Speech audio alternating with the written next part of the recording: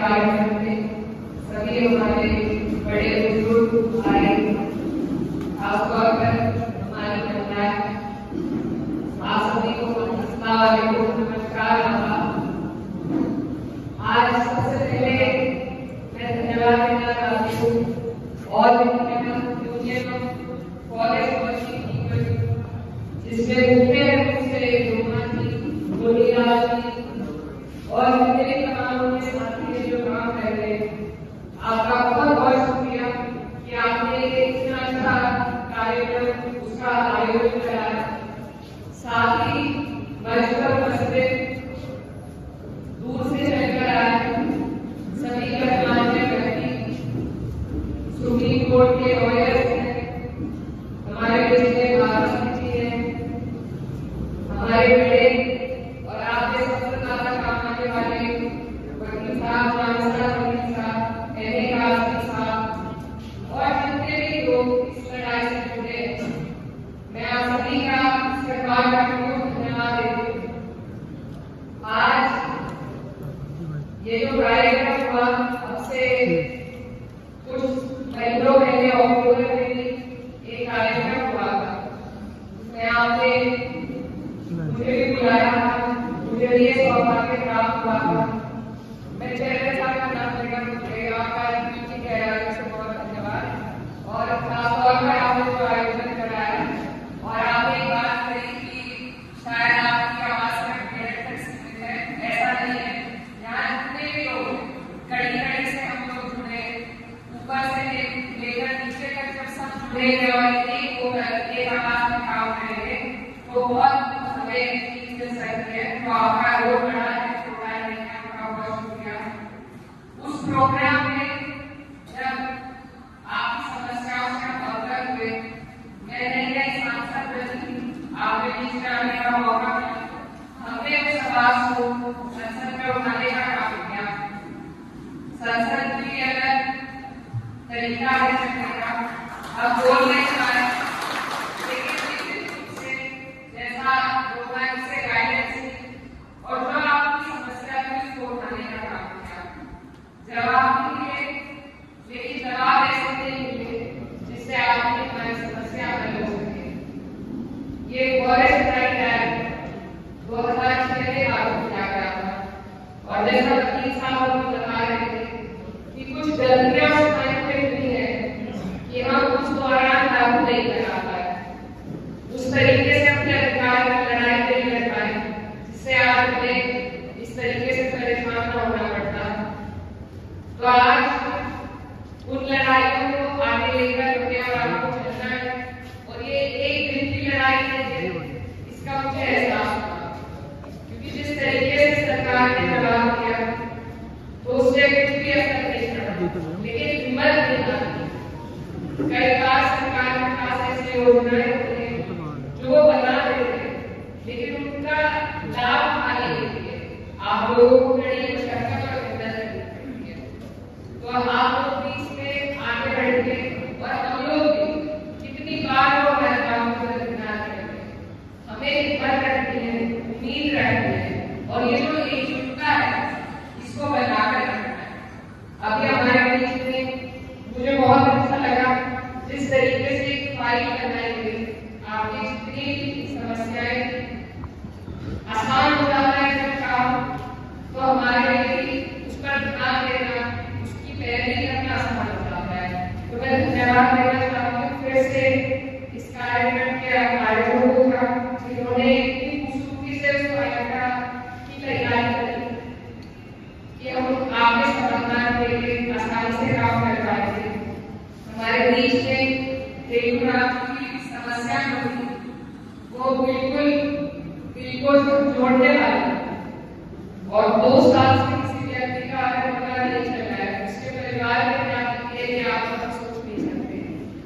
तो मैं अपने उस बहन को कहना चाहूंगी कि हम कोशिश करेंगे कि जो भी अधिकारी है उनसे बात कर सके, हमारे बीच में बहुत से वकील बैठे हैं, उनकी मदद दे सके, जहां भी जरूरत हो वहां विषय को उठाकर इसका समाधान कराने की कोशिश करेंगे। इसी बीच में हमारे बहुत ऐसे काम हैं, उन्होंने कोरोना के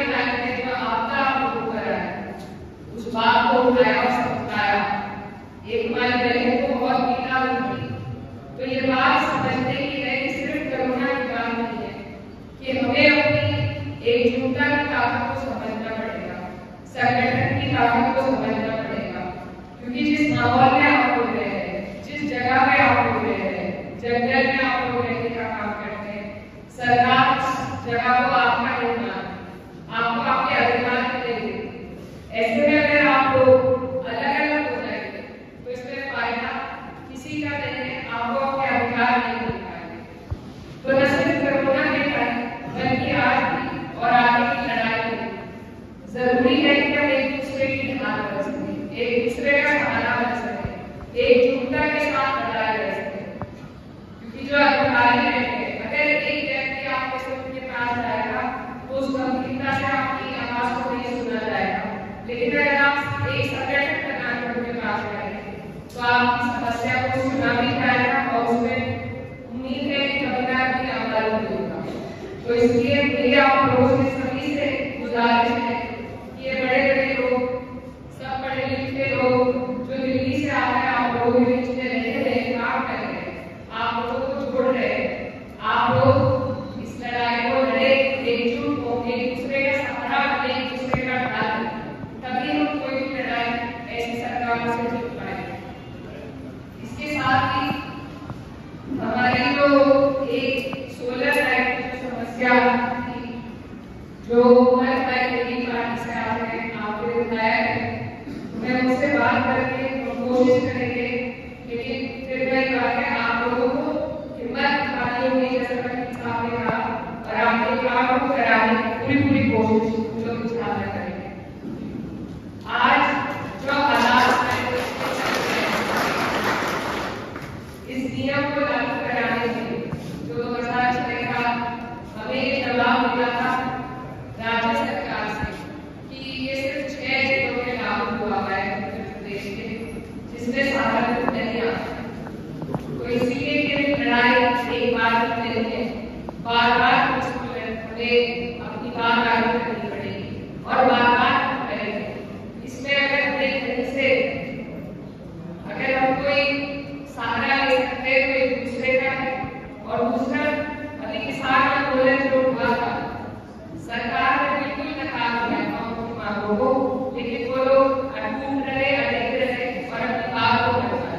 तो ये लड़ाई थी, उसकी तर्ज पर आपको और हमें लड़नी पड़ेगी। ये लंबी लड़ाई है, लेकिन हम सब जितने लोग लड़ाई करना हुए, हम आपकी इस लड़ाई में आपके साथ खड़े हैं और इस लड़ाई को लड़कर पिछली बार मैं बोलकर आपकी बात को संसद में नहीं कह पाई, लेकिन मैं आज आप लोगों से वादा करती हूँ कि मैं कोशिश इंशाल्लाह जरूर करूंगी कि इस बार आपकी आवाज आपको बोलने की सुनाई दे संसद में, मेरा वादा है। और मैं यही कहना चाहती हूँ कि आप लोग यहाँ इकट्ठा हुए, आप हमारे दिल के बहुत करीब थे। मैं अपने परिवार की तीसरी पीढ़ी हूँ और लगातार आप लोगों से जुड़ा हुआ मेरे वालिद का भी नाम है, मेरे भाई का भी नाम है। मैं कोशिश करती हूँ आपके बच्चे या आपके बीच में आकर आपकी परेशानियां जानते रहे, उनसे अवगत रहे, ताकि उनको जो भी जिस भी मुकाम पे आप लोगों की दुआ से पहुंचे हैं, ईमानदारी के साथ वहां उन्हें उठा सकें। तो आप लोग अपनी दुआओं में याद रखें और हम कोशिश करेंगे कि आपकी ये समस्या, आज जो देश का माहौल है, यहाँ कोई सुरक्षित नहीं है, सभी जो जमीनें हैं, मैं ये कहना चाहती हूँ कि अगर जंगल सुरक्षित है तो वो भी इसलिए सुरक्षित है क्योंकि आप लोग वहां पर रह रहे हैं। अगर आप चले जाएंगे तो इस सरकार को फर्क नहीं लगेगा, 2 मिनट में कुछ पर लोगों को आपकी जगह दे देंगे। तो आप जंगल से अपनी चीज नहीं चला है और जंगल की चीज की आपसे जीती है। तो इसलिए आप लोगों का बहुत बहुत शुक्रिया।